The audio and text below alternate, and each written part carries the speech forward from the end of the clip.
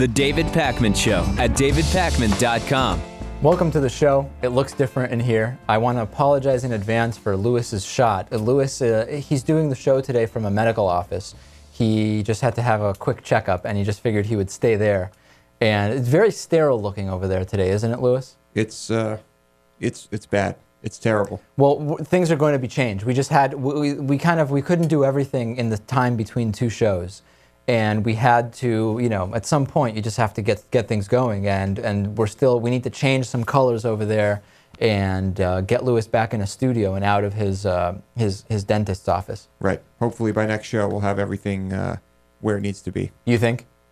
I said hopefully. Yeah. I have no idea. I hope you're right. I do hope you're right. There's actually, we usually keep the bonus show separate from what goes on this show, but there's a situation over on the bonus show which has exploded. And it risks landing Lewis in TMZ and a number of other gossip magazines because it's just so explosive.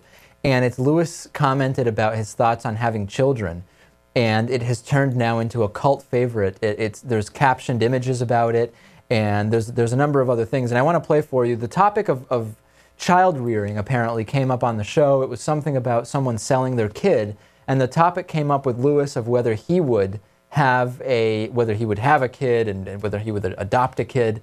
And he said something which many people find very shocking, and I'll just play it for you. The whole conversation is incredible, and you should be a member if you're not now, because you're not going to want to miss this. But here's the key part that people are up in arms about. The idea... Now, what I have said is that if I accidentally had a kid, yeah, I'd probably love the kid, and then things would be great. You would... If Lewis accidentally had a kid, probably he would love the kid, but he can't really say. That's the sense of it, isn't it, Lewis? Right. Well, how can I say for sure? If you had a kid, do you know that you would love that kid? Absolutely. 100%? Yeah. You can't say that. You don't know.